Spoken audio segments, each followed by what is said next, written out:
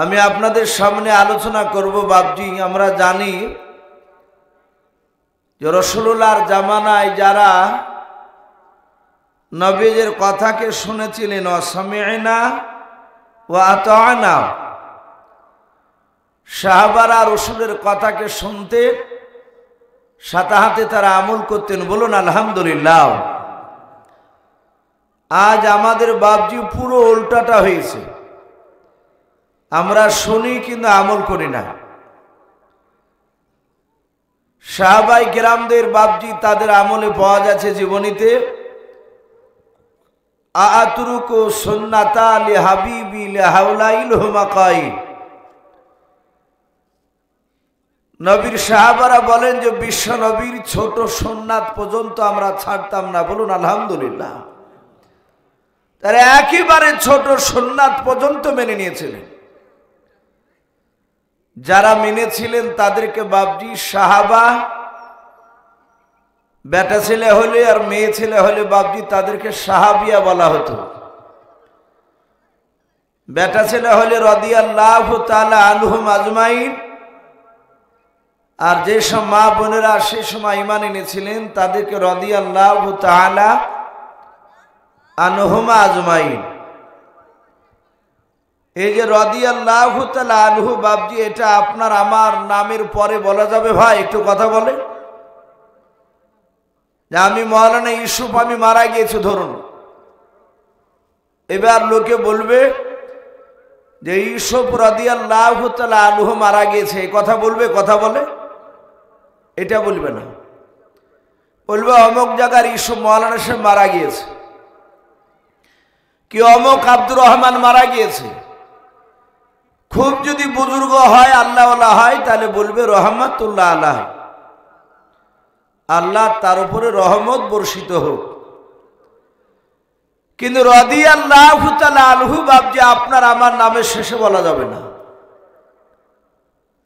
সাহাবারা তাদের কথাতে রাসূলুল্লাহ খুশি হয়েছিলেন, আল্লাহ রাজি হয়েছিলেন। বলুন আলহামদুলিল্লাহ।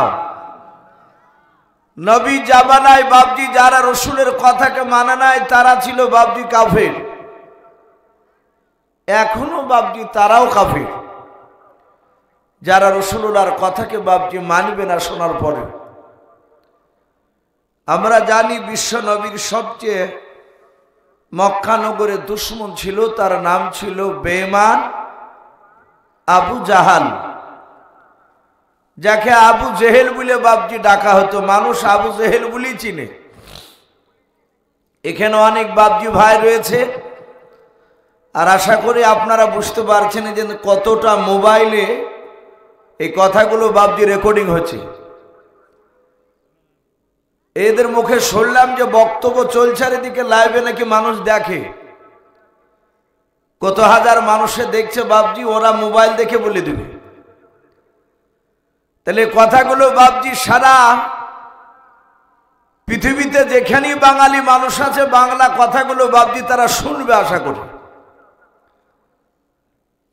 অনেক উলামায়ে কেরামও বাবজি আছেন। এই আবু জেহেলের যে নামটা রাসূলুল্লাহ রেখেছিলেন, আপনাদের কারো মনে আছে ভাই যে আবু জেহেলের আসল নামটা কি ছিল? মনে আছে কারো আপনাদের? শুনলে হয়তো মনে নেই।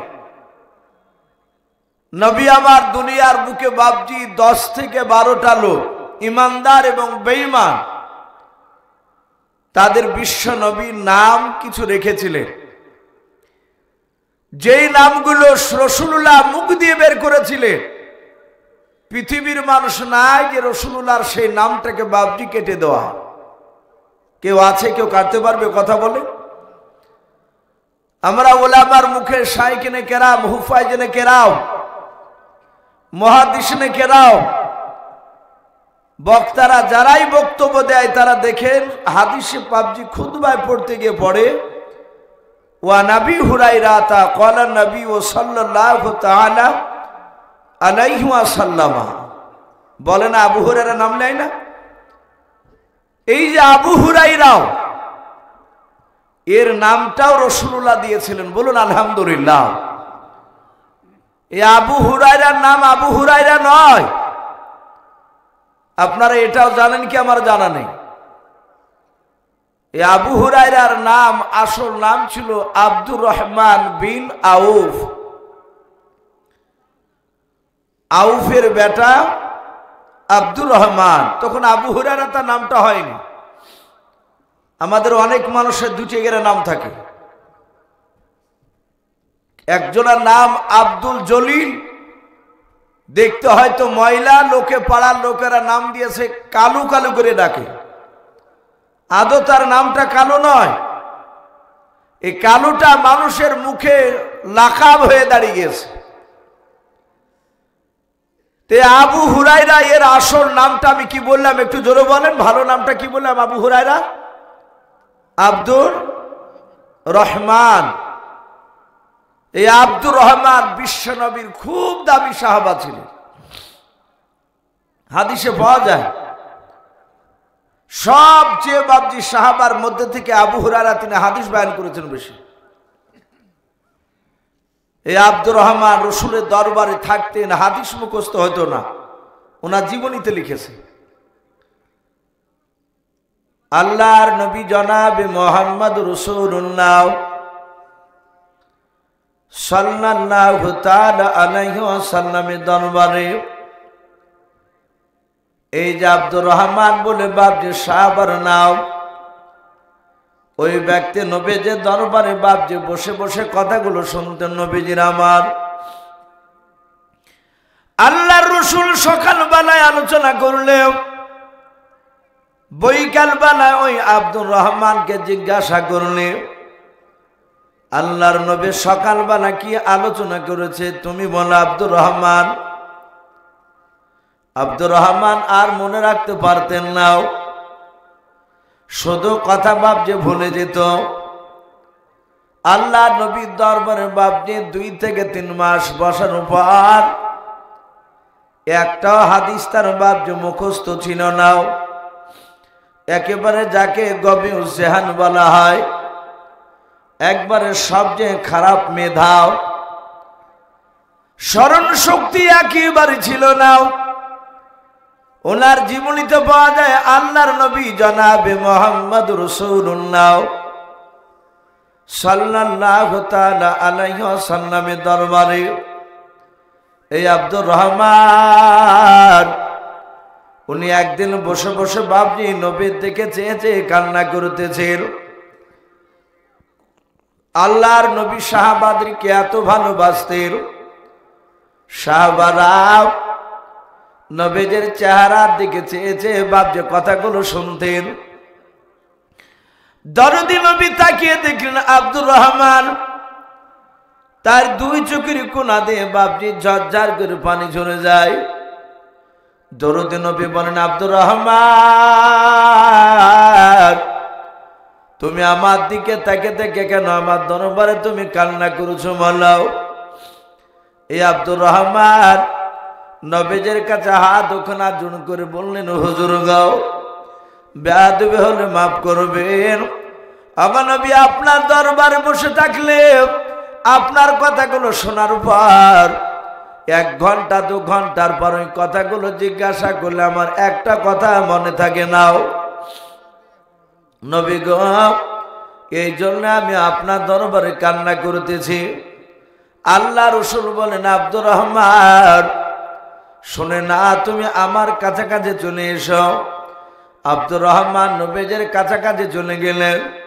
আল্লাহর নবীজির মাথায় বাপ যে পাগড়ি খানা ছিল, ওই পাগড়ি খুলে বিশ্ব নবীজির সামনে রেখে দিয়াও। আরবিতে বাপজি এই আঙুলটাকে শাহাদাত আঙুল বলা হয়। এই আঙুলটা নিয়ে আল্লাহর নবীজি 2টা দাগ টেনে দিলেন। ওই রুমালের উপরে পাগড়ির উপরে নবী আমার দাগ টেনে দিয়ে বলেন আব্দুর রহমান আর তুমি কান্না করো নাও, এই রুমালটা পাগড়িটা আমার নাও, নিয়ে তোমার বুকের সাথে রুমালটা পাগড়িটা একটু চেপে ধরাও। আব্দুর রহমান রুমালটা পাগড়িটা নিয়ে বাপজি চেপে ধরলেন, গালে মুখে বাপজি একটু চুমা দিয়ে দিলেন। আল্লাহর নবী জনাবে মোহাম্মদ রাসূলুল্লাহ সাল্লাল্লাহু তাআলা আলাইহি ওয়াসাল্লামের সাহাবা এই আব্দুর রহমান উনি বলেন সেই দিন থেকে খোদার কসম করে বলি আমার ইন্তেকাল করার আগ পর্যন্ত নবীজির যত কথাগুলো আমার রাসূল আমার সামনে আলোচনা করতেন আমি একটা হাদিসও বলতাম না। বলুন সুবহানাল্লাহ। বুখারী শরীফে বাবজি যত সাহাবা রয়েছে সব সাহাবার মধ্যে থেকে বাবজি এই আব্দুর রহমানের হাদিস ৫,০০০-এরও বেশি ছিল। বলুন আলহামদুলিল্লাহ। এই সে আব্দুর রহমান। তাহলে ইনার নামটা আবু হুরায়রা হলো কি করে? হাদিসে বাবজি পাওয়া যায় এই আব্দুর রহমান তিনি বিড়ালের বাচ্চাকে খুব ভালোবাসতেন। বিড়ালকে আরবিতে বিড়ালকে বাবজি হিররাতুন বলা হয়। যে বিড়াল আমাদের বাড়িতে ঢুকলে আমরা অনেক সময় তাড়াতাড়ি করি, আবার দেখা যায় আমাদের মুসলমান ঘরের ছেলেরা অমুসলিমরা তো করি লাগবে না, অমুসলিমরা তো করি, আমাদের মুসলমান ছেলেরা বাবজি মানুষের মুখে মুখে শুনিয়ে শুনিয়ে 2 চাকা 4 চাকা বাবজি রাস্তা দিয়ে চালিয়ে গেলে বিড়াল যদি এপার থেকে ওই পারে যায় কিংবা ওই পার থেকে এপারে আসছে রাস্তা, আমাদের মুসলমান ঘরে ছেলে ড্রাইভাররা চেষ্টা করে ওই বিড়ালের বাচ্চাটাকে চাপা দিয়ে মেরে ফেলা। রাস্তায় যদি দেখে বিড়াল, অনেক রাস্তা পড়ে আছে, বিড়ালটা হয়তো ডান দিকে রাস্তার এক সাইডে দাঁড়িয়ে আছে, এই গাড়িকে এমন করে ব্রেক করে নিয়ে যাবে যেন বিড়ালটা চাপা লেগে মারা যায়। ওই ড্রাইভারের ব্রেনে ঢুকে গিয়েছে যে বিড়ালটা কুপায়া সুপায়া নয়, রাস্তার ওই পার থেকে এপারে আসলে আমাদের বিপদ ঘনিয়ে আসবে। বলুন আস্তাগফিরুল্লাহ। বিড়াল তার প্রয়োজন ওই পার থেকে এই পারে সে খাবার খোঁজ করতে আসতে পারে, শিয়াল এপার থেকে ওই পারে যেতেই পারে, এরা কুপায়া নয়। মারতে না পারলেও গাড়িটাকে ভাবছে একটু সাইডে নিয়ে গিয়ে দাঁড় করে দিয়ে, আমি অনেকজনাকে দেখেছি আপনার এইভাবে কাছে গুণ চিহ্ন দিয়ে দেয়, যাকে ইন্টু বলি আমরা অনেকে। গুণ চিহ্ন মানে ধেড়া চিহ্ন দিয়ে দিল, বিপদটা যেন কাটিয়ে যায়। আবার অনেকে ডান দিকে 3 বার থুতু ফেলে, এগুলো হচ্ছে বাবজি পুরো শিরিক। অমুসলিমরা করলো কোনো, ওরা তোর কোরআন হাদিস তারা পড়ে না, কিন্তু আমরা মুসলিম ঘরের ছেলেরা কেন করবে এগুলো? খবরদার বাবজি, সামনে বিড়াল শিয়াল পড়ে গেলে চাপা দিবেন না, চেষ্টা করবেন তাদেরকে বাঁচানোর। তারা আল্লাহর মাখলুকাত। বলুন আলহামদুলিল্লাহ। তারা তাদের ভাষায় আল্লাহকে ডাকতে জানে। থুতু ফেলার কোনো দরকার নাই, এটা মাথাতে মুঠি রাখবেন না যে বিপদ ঘনিয়ে আসবে। ও দরকার হলে সে যাবে। আচ্ছা বলুন, নবীর সাহাবারা তো রাসূলুল্লাহর সাথে 24 ঘন্টা উঠতেন, বসতেন, কথা বলতেন। বলুন আলহামদুলিল্লাহ। এই আব্দুর রহমান, যে ব্যক্তি রাসূলুল্লাহর রুমালকে এইভাবে বুকের সাথে চেপে ধরে, সে সাহাবা কি নবীর কাছ থেকে দূরে থাকতেন না কাছে থাকতেন? কথা বলে, খুবই কাছে থাকতেন। অথচ আব্দুর রহমান তার জীবনীতে লিখছে উনি ওই বিড়ালের বাচ্চাকে বাবজি পুষতেন, ভালোবাসতেন। আমরা অনেক বান্দর যারা খেলা দেখে বেড়ায় তাদেরকে দেখতে পাই, সাইকেলে গেলেও সামনেকার হ্যান্ডেলে বান্দর বসে থাকে, ও ঘাড়ে নেয়, কোলে নিয়ে বাবজি ঘুরিয়ে বেড়ায়, সেটা পুষা জিনিস। তা আব্দুর রহমান তার জীবনীতে লিখছে বিড়ালের বাচ্চাকে বগলে করে নিয়ে 24 ঘন্টা ঘুরিয়ে বেড়াইতে, এমনকি নামাজ পড়তে গেলে পাশে রেখে নামাজ পড়তে। তাফসীরে এসেছে বিড়ালের বাচ্চাকে এভাবে বগলে নিয়ে চলাফেরা করাতে, এই চাপিয়ে ধরে থাকাতে বিড়ালের গায়ে ঘষ্টন লেগে বাপজি জায়গাটা তেল তেলে হয়ে থাকতো, বিড়ালে পশম বাড়াত না। একদিন আব্দুর রহমান বিড়ালের বাচ্চাটা বগলে করে নিয়ে গিয়ে মসজিদে নববীতে গিয়েছে নামাজ পড়ার জন্য। হাইয়া আলা সালাহ হাইয়া আলাল ফালাহ, সাহাবাদের কানে মাইকের আওয়াজ, তখন তো মাইক ছিল না, তখন সাহাবারা মুখে আজান দিতে, আজান বাপজি তাদের কানে চলে গেলে তারা জামাত ধরার জন্য বাপজি যেখানে থাকতেন চলে আসতেন। বলুন সুবহানাল্লাহ। আব্দুর রহমান চলে এসেছেন, বিড়ালের বাচ্চাটা রেখে দিয়ে তিনি বদনা থেকে পানি নিয়েছেন। তখন বদনা ছিল, এখন বদনা সিস্টেম আর নাই মসজিদে, এখন তো সব মসজিদে ট্যাপ সিস্টেম হয়েছে। তা আব্দুর রহমান তিনি অজু বানাচ্ছে, আর বিড়ালটা ছিল বাপজি পিপাসিত অবস্থায়। ও বারবার শুধু বদনাতে মুখ লেগে দিয়ে পানি পান করার চেষ্টা করছে বিড়ালের বাচ্চাটা। রাসূলুল্লাহ মসজিদে নববীতে বাপজি দরজার গুড়িতে বসে বসে দৃশ্যখানা দেখছিলেন। যখনই মুখ লাগাতে যায় বাহা দিয়ে ভাবে সরিয়ে দেয়। ঠিক আব্দুর রহমানের কোহিনা পর্যন্ত ধোয়া হয়ে গেছে হাত, 6-7 বার সরে দিয়েছে, তো শোনে না। আব্দুর রহমান বদনাটাকে এভাবে নিচু করে ধরে বলছে লেখা লেখা। বিড়ালের বাচ্চাটা তৃপ্তি সহকারে পানি পান করলো। রাসূলুল্লাহ পেছন দিক থেকে মুচকে মুচকে হাসছে। নবী অমনি বললে, এই আবু হুরাইরা। তাহলে ওর নাম আবু হুরায়রা আগে ছিল না, ওর নাম ছিল আব্দুর রহমান। নবী বললেন, এই আবু হুরাইরা, এই বিড়ালের বাপ, বলুন আলহামদুলিল্লাহ। সারা পৃথিবীর উলামারা আজও পর্যন্ত আব্দুর রহমানের নামটা খুব কমই আলোচনা করে। আলেমরা জানে না তা নয়, জানে, কিন্তু সাধারণ মানুষ অনেকের বাপজি এই নামটা মনে থাকে না। কিন্তু আবু হুরাইরা বলে বাপজি সবাই জানি আমরা। এই লাকাব রাসূলুল্লাহ মুখ দিয়ে বের করেছিলেন। পৃথিবীর বেটা আজ পর্যন্ত বাপজি কেউ কাটতে পারেনি। এই বেঈমান আবু জেহেল, এরও নাম বাপজি হাদিসে লিখেছে, তার আসল নাম ছিল আমর ইবনে হিশাম। কি নাম বললাম একটু জোরে বলে? আমর ইবনে হিশাম। এটা আবু জেহেলের আসল নাম। কিন্তু মক্কার লোকেরা আবু জেহেলকে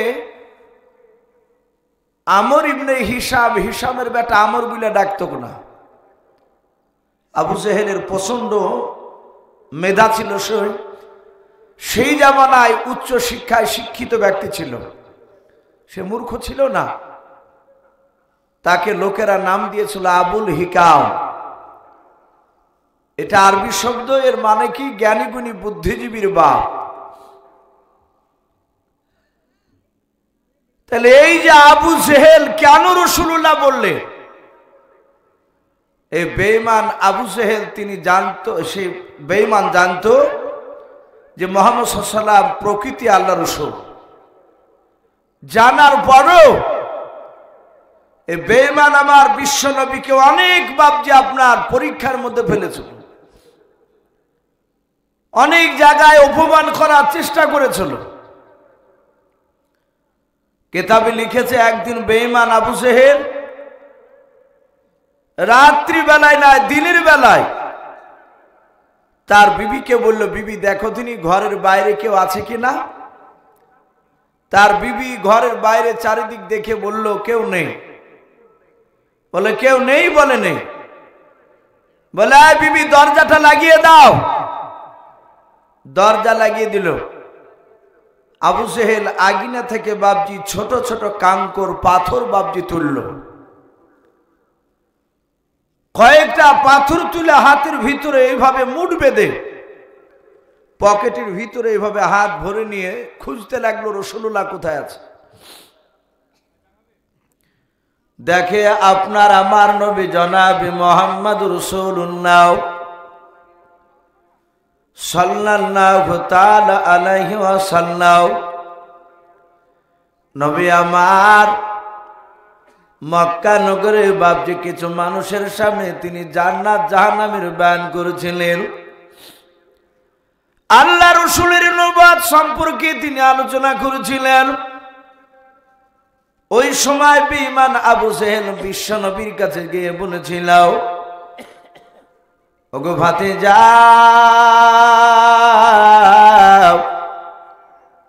বলো বলো তুমি নাকি নবুয়তের দাবি করেছো মনে হয়? বলে তুমি যদি নবুয়তের দাবি করো বাবা, তাহলে বলো আমার এ হাতের ভেতরে কি ভরা আছে? আল্লাহ দরদি নবী জনাবে মুহাম্মদ রাসূলুল্লাহ সাল্লাল্লাহু তাআলা আলাইহি ওয়াসাল্লাম দরদি নবী বলেন, চাচা আমার জবান দিয়ে বের করে নেবেন না, আপনার হাতে যা আছে তার কাছ থেকে আপনি সাক্ষী নেবেন বলেন। আবু জেহেল বলল, তোমার জবান থেকে না হয়ে যদি আমার হাতের ভিতরে যা আছে এতে যদি তোমাকে নবী বলে মেনে নাই, তাহলে জানবো তুমি সত্যিকারের নবী। অনেকগুলো মানুষ ছিল, তার মধ্যে থেকে বাবা আল্লাহর নবী বলেন, এই পাথর আমি নবী না রাসূল সেটা তুমি সাক্ষী দাও। আবু জেহেল মোট বেঁধেছিল এইভাবে রে বাবা, আর হাতের ভিতর থেকে বাপ যে পড়তে লাগলো কালেমা লা ইলাহা। ভাই আপনার একটু গভীর রাত্রির পড়ুন, লা ইলাহা ইল্লাল্লাহ, লা ইলাহা ইল্লাল্লাহ, লা ইলাহা লা ইলাহা ইল্লাল্লাহু মুহাম্মাদুর রাসূলুল্লাহ, বলুন সাল্লাল্লাহু তাআলা আলাইহি ওয়াসাল্লাম। আবু জেহেল অবাক হয়ে গেল, সর্বনাশ, এই পাথরও সাক্ষী দেয়।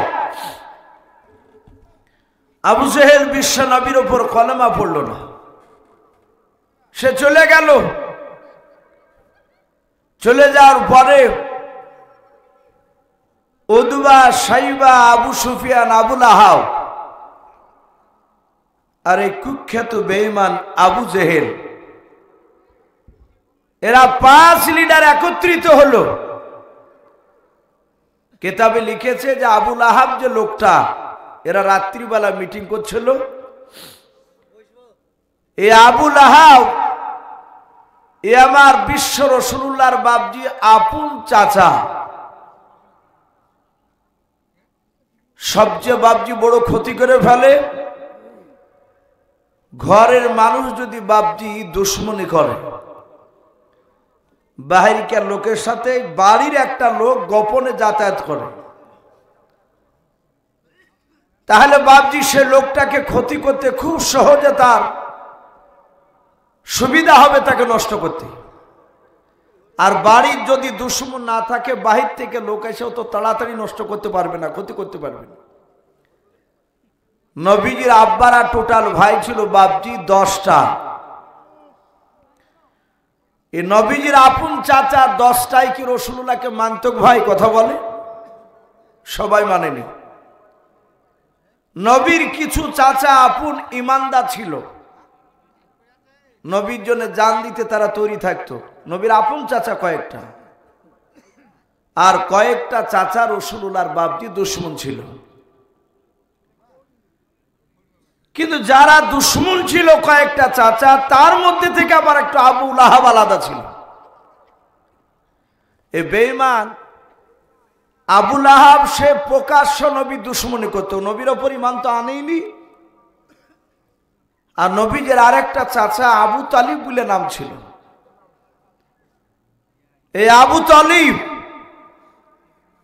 আমরা জানি রাসূলুল্লাহর আপন চাচা এই আবু তালিব জাহান্নামী, সেও নবীকে মানেনি, কিন্তু নবীজির বাপজি সে বিরোধিতা করেনি। আল্লাহ রসুলকে বাপজি খুবই ভালোবাসতেন, আল্লাহর নবীকে এত ভালোবাসতেন এই আবু তালিব। কিতাবে লিখেছে আমার বিশ্ব নবীকে বাপজি আবু জেহেলরা শুধু মারব বলেছে। এই কথাটা আবু তালিব শুনে আর সহ্য করতে পারেনি। হাদিসের কিতাবে পাওয়া যায় নবী আমার মক্কা নগরে কলেমার দাওয়াত দিছিলেন, আর আবু জেহেল, উতবা, সাইবারা এরা গিয়ে রাসূলুল্লাহকে বাপজি বাধা দিল, বলে এই ভাতিজা, আগামী কাল থেকে আর যেন আমাদের বাপ দাদা ধর্মের বিরুদ্ধে কথা বলবি না। আমার বিশ্ব রসুলকে বাপজি বারণ করলো। এমনকি আবু জেহেল গলায় ধাক্কা দিয়ে রাসূলুল্লাহকে মাটিতে ফেলে দিলেন। নবীজি বাপজি পড়ে গেলেন, আর রাসূলুল্লাহর কপালে বাপজি পাথরের আঘাত লেগে রাসূলুল্লাহর কপালটা ফেটে গেল। নবী বাড়ি চলে গেলে, আর ওই সময় বেঈমান আবু জেহেলদের কাছে বাপজি রাসূলুল্লাহর সে আপন চাচা আবু তালিব হাজির। আবু জেহেল যেমন নেতা ছিল, আবু তালিবও বাপ